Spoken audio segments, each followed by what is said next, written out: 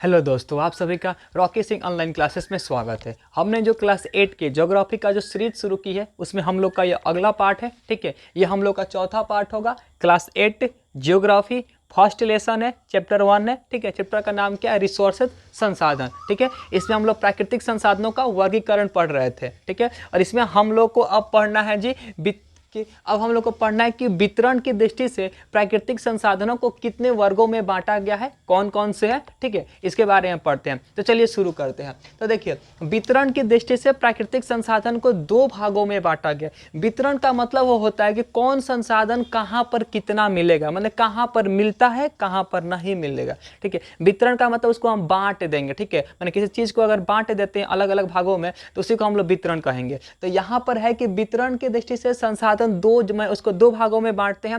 पहला है सर्वत्र सुलभ संसाधन और दूसरा है आपका स्थानिक संसाधन। ठीक है, सर्वत्र सुलभ कहिए या सर्वत्र उपलब्ध संसाधन कहिए। तो सर्वत्र सुलभ या उपलब्ध संसाधन होता है, देखिए, सर्वत्र का मतलब सब जगह और उपलब्ध का मतलब जो मिलता है संसाधन, माने ऐसा संसाधन जो पृथ्वी पर हर कहीं मिलता है, चाहे आप भारत में रहें या फिर भारत से बाहर रहें या फिर आप कहीं पर रहें, इस अर्थ पर आप कहीं भी रहते हैं तो इस तरह का संसाधन आपको मिलेगा ही मिलेगा हर जगह पर। ठीक है, माने वैसे संसाधन जो हर जगह पाए जाते हैं पृथ्वी पर, उसी को हम लोग कहते हैं सर्वत्र सुलभ संसाधन। ठीक है, जैसे में एग्जाम्पल में क्या हो जाएगा, तो हवा, पवन। ठीक है, पवन आप कहीं भी रहिएगा आपको हमेशा हवा मिलेगा। ठीक है, एयर मिलेगा, पवन मिलेगा। तो पवन क्या हो जाएगा, सर्वत्र सुलभ संसाधन हो जाएगा। और एक और हो जाएगा आपका मिट्टी हो जाएगा, जो जमीन है, सॉइल है, ये आपको हर जगह पर मिलता है। ठीक है, तो ये क्या हो जाएगा आपका जी सर्वत्र सुलभ संसाधन में आ जाएगा। ठीक है, तो इसको समझ गए।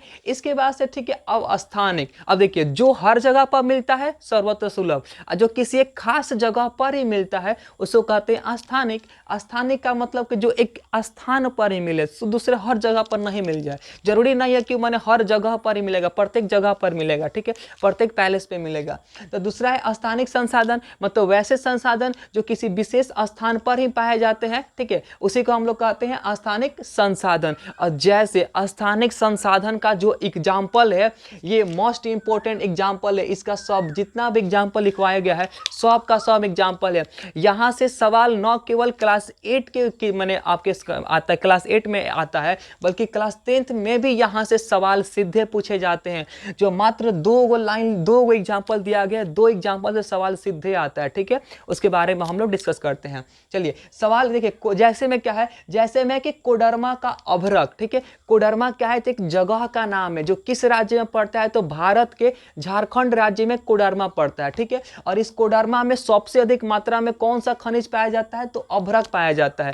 तो कोडरमा एक जगह का नाम हो गया और यहाँ पर सबसे अधिक अभ्रक पाया जाता है। तो कोडरमा का अगर हम अभ्रक कर रहे हैं तो ये एक स्थानिक संसाधन का बोध करा रहा है, तो ये एक स्थानिक संसाधन का उदाहरण हो जाएगा। ठीक है, इसके बाद से जादूगोड़ा का यूरेनियम। तो इसे जादूगोड़ा एक जगह का नाम है। ये कहाँ पड़ता है आपके, तो ये भी आपके झारखंड राज्य में ही पड़ता है। तो झारखंड राज्य के जादूगोड़ा स्थान पर सबसे अधिक मात्रा में कौन सा खनिज में मिलता है जी, तो यूरेनियम खनिज मिलता है। ठीक है, तो ऐसे याद रखना है, जादूगोड़ा का यूरेनियम किस तरह का खनिज है, तो यह है आपका स्थानिक संसाधन। ठीक है, स्थानिक संसाधन में आएगा। उसके बाद है कि छोटा नागपुर क्षेत्र का कोयला। ये छोटा नागपुर भी जो छोटा नागपुर का पठार है भी किस राज्य में पड़ता है, तो ये भी पड़ता है आपके झारखंड राज्य में ही है। और ये जो इलाका है ना, स्पेशली कोयला के लिए बहुत ही प्रसिद्ध है, क्योंकि जो छोटा नागपुर का क्षेत्र है ना, यहाँ पर सबसे अधिक मात्रा में खनिज पाए जाते हैं। ठीक है, और उन्हीं सारे खनिजों में सबसे महत्वपूर्ण है कोयला। तो जो छोटा नागपुर का इलाका है वहां पर कोयला सबसे अधिक मिलता है। ठीक है, तो इसको याद रखना है स्थानिक संसाधन का एग्जाम्पल। अब हम देखेंगे कि क्लास 10th में कैसे बिहार बोर्ड में यहाँ से सवाल बनता है। देखिए, क्लास 10th में जो बिहार बोर्ड है ना, वहां से यहाँ से सवाल क्या पूछा गया है कि कोडरमा जो जगह है किस खनिज के लिए प्रसिद्ध है। कोडरमा जगह किस खनिज के लिए प्रसिद्ध है जी, तो यह हो जाएगा हमारा आंसर अभ्रक। ऐसे एक और सवाल पूछा है, कह रहा है कि यूरेनियम का प्रमुख उत्पादक स्थल है, मतलब यूरेनियम सबसे अधिक कहाँ उत्पादन किया जाता है, कहाँ उसका उत्पादन होता है, तो यूरेनियम का हो जाएगा आपका जादूगोड़ा। राज्य कौन सा होगा, झारखंड। आपका कोडरमा भी झारखंड, जादूगोड़ा भी झारखंड और छोटा नागपुर भी किस राज्य में, तो झारखंड राज्य में मिलता है। ये समझ गए, ये मोस्ट इंपॉर्टेंट है यहाँ से स्थानिक संसाधन। ठीक है, चलिए इसके बाद हम लोग अपने लास्ट क्लासिफिकेशन पर आते हैं और ये हम लोग का आज का अंतिम माने प्राकृतिक संसाधनों को माने बांटने का आधार होगा। इसके बाद से हमारा ये खत्म हो जाएगा। ठीक है, चलिए अब क्या है तो हम स्वामित्व के आधार पर बांटेंगे। स्वामित्व का मतलब होता है कि आज माने अपने अधिकार पर कि किस माने किसका इस पर अधिकार रहेगा। ठीक है, हमारा है या फिर किसी देश का है या फिर किसी दूसरे में विदेशी का है या फिर सब लोगों का है। ठीक है, अगर अधिकार की बात होती है तो वहां पर स्वामित्व आता है। ठीक है, तो स्वामित्व के आधार पर मतलब अधिकार को लेकर, तो यहाँ पर देखिए क्लास 8 का जो ज्योग्राफी है एनसीईआरटी उसमें मात्र 3 ही दिया है, जबकि 10th क्लास में आपको 4 पढ़ना है, या फिर जो प्राइवेट बुक होते हैं उसमें आप लोग 4 पढ़िएगा। तो इसमें मतलब कंफ्यूजन नहीं होना है, विवाद नहीं करना है कि 3 है कि 4 है। ठीक है, वो 4 होता है, आपका बुक में 3 दिया है इसलिए हम 3 पढ़ा रहे हैं, क्योंकि हम मेन रूप से एनसीईआरटी को ही फॉलो कर रहे हैं। ठीक है, जो ये एनसीईआरटी का किताब होगा यही किताब है एनसीईआरटी। ठीक है, इसी को हम लोग फॉलो कर रहे हैं। तो इसमें 3 दिया है इसीलिए हम 3 ही फॉलो कर रहे हैं। ठीक है, चलिए इसमें चलिए आगे आते हैं। जो क्या है तो निजी संसाधन। देखिए स्वामित्व के आधार पर हम 3 भागों में बांटते हैं। पहला होता है निजी संसाधन। निजी कहने का मतलब होता है किसी एक व्यक्ति का यहाँ पर बोध रहा है। निजी का मतलब अपना, किसी एक माने पर्सनल, किसी खास व्यक्ति के बारे में कहा जाएगा। ठीक है, तो वैसे संसाधन जो किसी खास व्यक्ति के पास होते हैं या फिर किसी खास व्यक्ति का उस पर अधिकार होता है ना, उसी को हम लोग निजी संसाधन कहते हैं। जैसे कि जमीन हो गया। ठीक है, गांव में या फिर कहीं पर हर जमीन को आजकल कहा गया है, बांट दिया गया है कि इस आदमी का इतना जमीन है। ठीक है, तो वो जो जमीन होगा, भूमि होगा, किसको संबोधित करेगा जी, तो निजी संसाधन को। ठीक है, या फिर तालाब हो गया। ठीक है, तालाब हो गया। तालाब भी क्या होता है, अलग अलग इंसानों किसी खास व्यक्ति का ही होता है, तो तालाब भी किस तरह का होगा जी, तो निजी संसाधन होगा। और इसके बाद से जो 2 है वो मोस्ट इंपॉर्टेंट है, और 2 में से जो ये वाला है राष्ट्रीय संसाधन, ये सबसे इंपॉर्टेंट है। ठीक है, अब आता है कि राष्ट्रीय संसाधन क्या है या फिर किसे कहेंगे। तो देखिए एक माने कोई भी देश है, उस देश के अंदर जितने भी प्रकार के संसाधन पाए जाते हैं, चाहे खनिज हो, चाहे जल हो, चाहे में जो भी हो, किसी देश के अंदर जितना तरह का संसाधन मिल जाएगा, सब का सब क्या होगा, सब का सब राष्ट्रीय संसाधन कहलाएगा, या फिर वही सब राष्ट्रीय संसाधन है।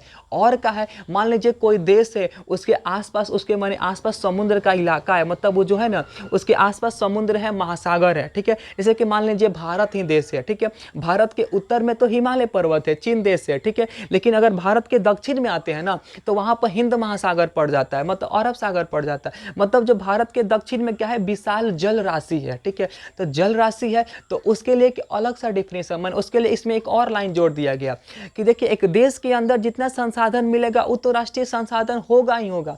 साथ में क्या होगा, अगर मान लीजिए कोई देश जो है वो क्या समुद्र के किनारे स्थित है। ठीक है, तो समुद्र तट से 19.2 किलोमीटर, ठीक है, अगर समुद्र तट से हम 19.2 किलोमीटर दूर जाते हैं और इसके बीच में जितने भी प्रकार के संसाधन हमको मिलेंगे, ठीक है, जितना भी प्रकार हमको खनिज मिलेगा, सबका सब किस में आएगा जी, तो राष्ट्रीय संसाधन में आएगा।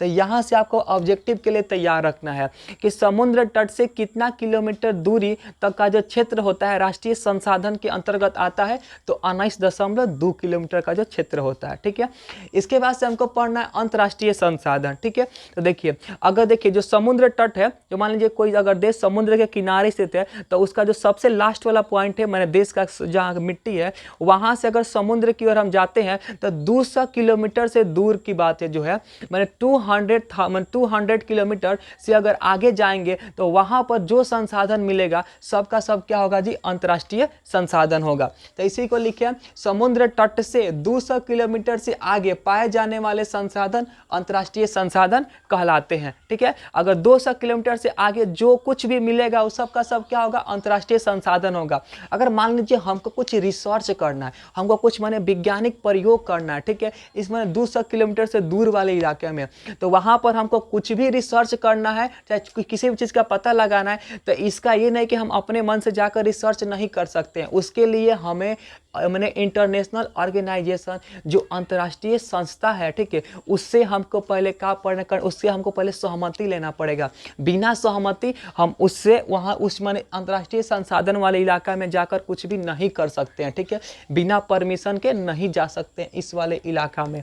ठीक है, इतना समझ गया। यहाँ से 1-2 क्वेश्चन और अच्छे बनते हैं ऑब्जेक्टिव के लिए, उसको भी पढ़ लेते हैं। क्वेश्चन क्या है कि मान लीजिए हम कह रहे, देखिए इसको आप डायग्राम से समझिए। ठीक है, अगर ये जो लिखे हैं, ये जो आपको बनाया गया, ये क्या हमारा दक्षिण भारत भारत है, जो हमारा भारत देश है, इसका जो साउथ वाला इलाका है, सबसे सबसे दक्षिणी भाग है वो वाला इलाका है। यहीं पर आपका तमिलनाडु, केरल, आंध्र प्रदेश, तेलंगाना, उड़ीसा, महाराष्ट्र, कर्नाटक, ठीक है, गोवा वाले राज्य इसी वाले भाग में आपके पड़ते हैं। ठीक है, देखिए, और इसके बाद इधर का है जी, तो इधर आपका अरब सागर है, यहाँ पर बंगाल की खाड़ी है, और नीचे क्या है जी, हिंद महासागर है। ठीक है, मतलब इतना जो इलाका ये सब क्या, इसके चारों इतना इलाके में केवल जल ही जल है, आपके समुद्र, सागर, महासागर यहाँ पर है। ठीक है, तो चलिए क्या होता है कि अगर मान लीजिए इसका समुद्र तटीय इलाका है, सबसे लास्ट वाला पार्ट है जमीन का, इसके बाद से आते हैं तो पानी मिल जाएगा, तो यहाँ से लेकर और 19.2 किलोमीटर का इलाका है ना, उसको हम लोग कहते हैं राष्ट्रीय संसाधन। यहाँ से लेकर अगर यहाँ तक आएंगे तो यह होगा राष्ट्रीय संसाधन। ठीक है,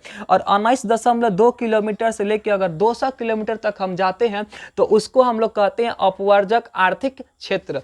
तो इसी को लिखवाए हैं नोट में कि 19.2 किलोमीटर से 200 किलोमीटर तक का जो क्षेत्र है अपवर्जक आर्थिक क्षेत्र कहलाता है। ठीक है, और इसके बाद से जो क्या है, समुद्र तट से 200 किलोमीटर तक के क्षेत्र को राष्ट्रीय संपत्ति मानी जाती है। माने समुद्र तट से लेकर जो 200 किलोमीटर का जो क्षेत्र है, इसमें क्या, इसको हम लोग राष्ट्रीय संपत्ति के तहत मानते हैं। इसमें जो भी कुछ मिलेगा उस पर राष्ट्र का किसी देश का अधिकार होगा। ठीक है, देखिए 19.2 तले कहेंगे राष्ट्रीय संसाधन, इसके बाद से कहेंगे अपवर्जक आर्थिक क्षेत्र, और 200 किलोमीटर के बाद के एरिया को हम लोग कहते हैं अंतर्राष्ट्रीय संसाधन। ठीक है, अब देखिए जो ये टैक्स मैंने सरकार जो सीमा शुल्क मैंने उसूलने का कार्य करती है, जो टैक्स उसूलने का कार्य करती है, वो किस वाले ये मैंने एरिया में करेगी, 19.2 वाले या फिर 200 वाले या 200 के बाहर वाले। तो देखिए मतलब मान लीजिए अगर भारत का इस समुद्री इलाका है, इसके चार परी भारत का जो एरिया है, ठीक है, तो अगर किसी दूसरे देश का जहाज हमारे एरिया में, ठीक है, हमारे समुद्र तटीय इलाके में प्रवेश करता है तो कहां पर आएगा, तो उसको टैक्स देना पड़ेगा। तो देखिए जब तक वह यहां पर है, अंतर्राष्ट्रीय संसाधन वाले इलाका में है,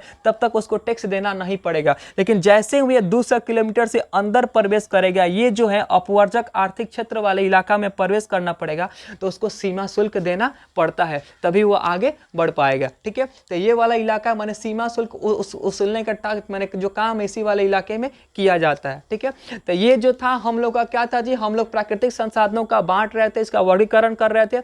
आज हमारा ये टॉपिक खत्म हुआ। ठीक है, आज हम इतना ही रहने देते हैं, इसके बाद हम लोग इसमें और इसमें और हम कितना 2 पार्ट बनेगा, पार्ट 6 के बाद से हमारा जो लेसन होगा कंप्लीट हो जाएगा। ठीक है, उसके बाद से कुछ हम लोग इसमें ऑब्जेक्टिव क्वेश्चन को डिस्कस करेंगे, उसके बाद से अपने हम लोग अगले क्वेश्चन की ओर अगले चैप्टर की ओर बढ़ेंगे। ठीक है, तब तक के लिए धन्यवाद।